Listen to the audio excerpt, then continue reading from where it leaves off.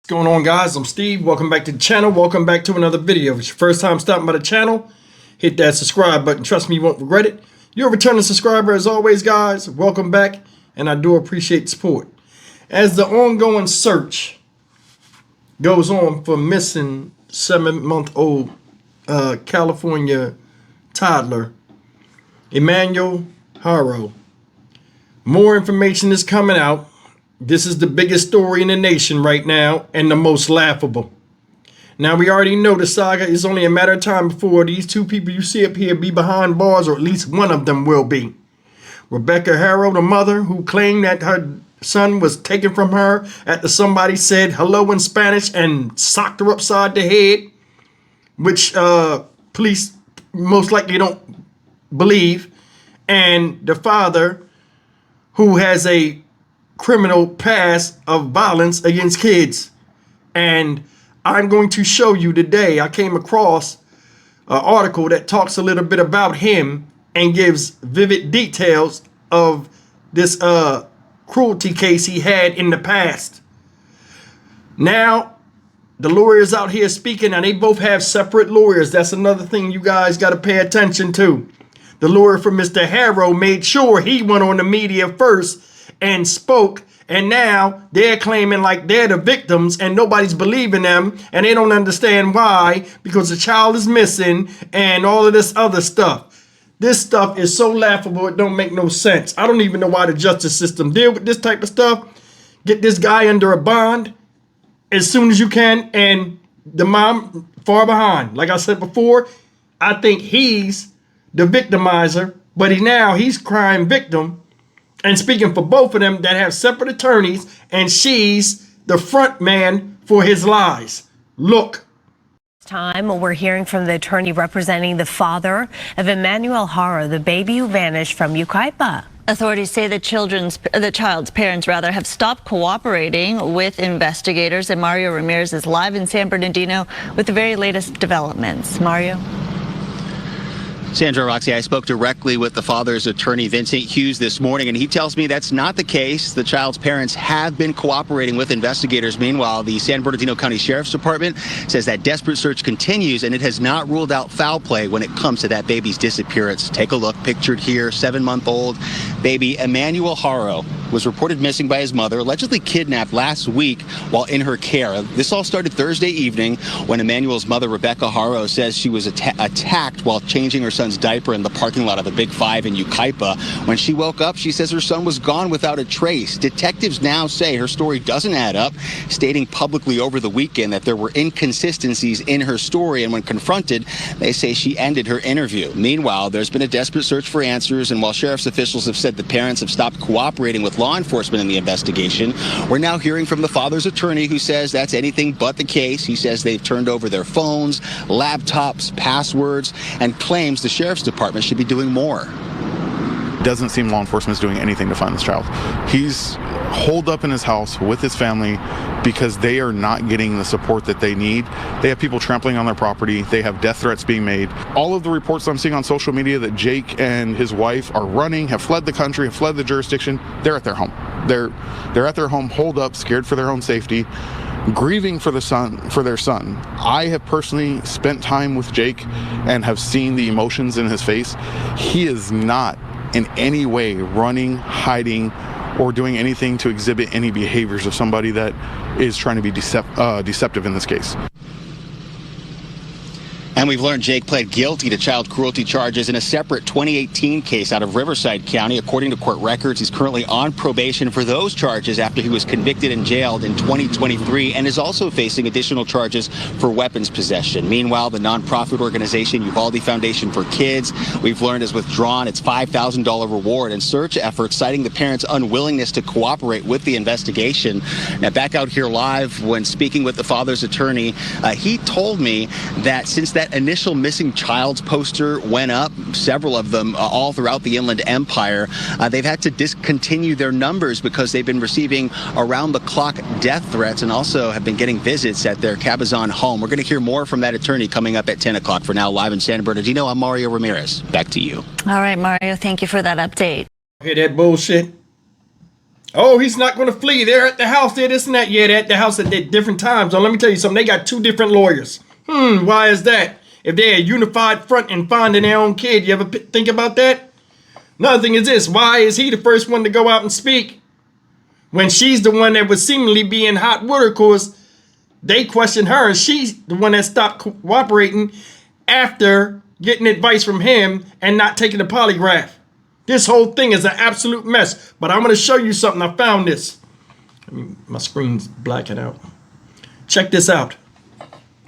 This is an article that describes a little bit about Jake Haro and his past child cruelty case he got. And this is something you got to hear to believe. This talks about how it came to what they're about to talk about, this case. It says the search comes almost 4 years later after Jake Haro and an apparently different spouse, Vanessa Haro, which is, I guess, the ex-wife, were charged with willful child cruelty in Riverside County after an infant was found to have fresh and healing wounds that placed it in critical condition in the hospital. Right? Now you hear that, right? Now watch this. This part is crazy right here. Let me find it. Here it is. According to an affidavit, right?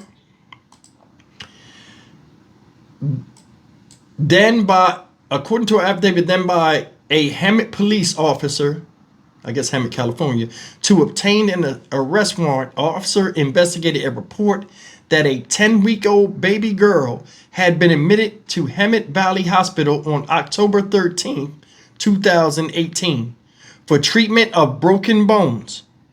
Vanessa Haro also, Vanessa Haro, also known as Vanessa Avina, according to the document, told officers that she had picked up Jake Haro from work and dropped him off at home on October 12th before driving to Beaumont to pick up her eldest daughter from school. She returned about an hour later and tried to nurse the infant, but the infant would not drink. Vanessa took the baby to the hospital, right? Now you see that they said she dropped him off from work. All of a sudden, you know what I'm saying? The baby wouldn't eat. The baby was acting strange, right? Watch this. Let me scroll down some. Jake Haro told investigators that after Vanessa dropped him off, he took the baby's temperature and found it to be 99 to 100 degrees. He bathed the infant and accidentally dropped it on its chest, first on the divider between the twin basin sink, which could not detect any injuries. He said he could not detect any injuries. You see the game?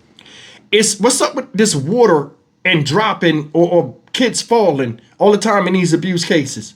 You peep that?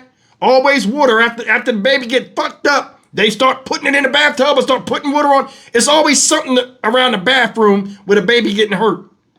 Same MO. He couldn't detect any injuries. And then it says here, right? This is the part where it gets crazy. That night, Vanessa woke Jake up and asked him to feel the baby's back. He felt something crackle. The affidavit said, Jake told the investigator that he did not feel the crackle after bathing the infant, meaning the baby had broke ribs. Vanessa later declined to answer the investigators' questions without an attorney present, always lowering up, right? So now it says Vanessa later declined an interview with the investigators to answer the investigators' questions without any attorney present, right? We just said that. Doctors at Loma Linda University Medical Center told the officer who wrote the affidavit that the baby had, listen to this, an acute fractured rib, healing fractures of 6 ribs, a skull fracture, a brain hemorrhage, swelling on the neck, and healing fractured leg bone.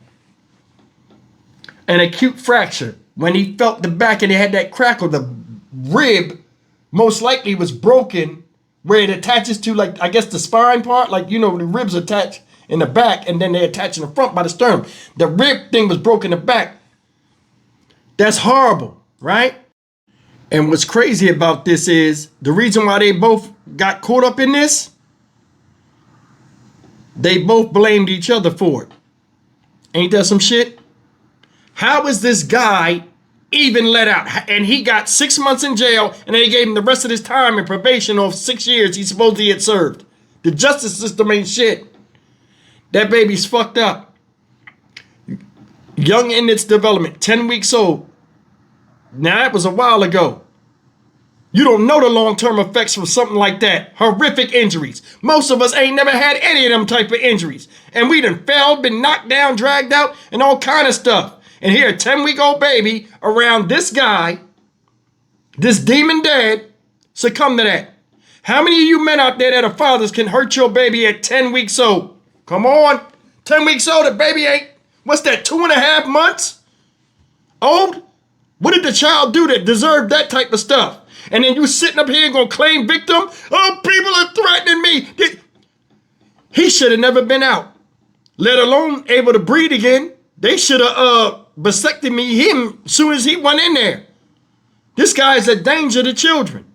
And I'm more than sure with them 2 lawyers they got. Hear me on this. I think that was planned. Her family got her lawyer. His people probably got him a lawyer. Because he already going to jail because he already violated his probation with being caught with the gun last year or the year before. Whenever that was. He already violated probation. So this is a reason for them to just take him now. He going to go before her. If anything, they probably already know the answers. You know what I'm saying? If the baby was even there or not, I don't even think the baby was there. This baby might have died a while ago. And now they come into fruition. Oh, this is an idea. Let's just say now the baby's missing. This whole thing is horrible. These are horrible people. Led by a horrible leader, man of the house, demon dad. How sick are you? You know who else dropped the ball on this and who's mainly at fault for this? The justice system. Right or wrong. He should have been locked up. He should still be locked up right now. And 6 years ain't enough any damn way after damn near killing a kid that didn't ask to be here. This whole thing is a big fucking mess. And they need to both be shown the flowers. Seriously. You let this man make you be the front man for his lies after you put your life on the line and pushing that baby out of you where you could have died at childbirth only for him 7 months later to say, you know what? Let me erase this child like pencil off paper. And you ride with him. How sick are you? Both of these motherfuckers need to get up out of here. I'd show them the bushes. For real. Show them the flowers. No roses, all stems with thorns on them. Fuck them. I'm Stock Market Steve for the Dynamic Reason channel. As always, like, comment, share, and subscribe. This whole thing is an absolute mess, y'all. And I mean, yeah, it's laughable because they look stupid. I think they watch true crime and try to mix a whole bunch of stuff up and think this worked or that worked. This don't look good. You can't be accountable for a baby at 7 months old that can't walk or anything like that and leave out on his own. So the baby was around you. You said the baby was around you. Now the baby's not here and you don't want to cooperate. Now y'all got separate lawyers. Come on, man. I'll see you in the next video. Take care.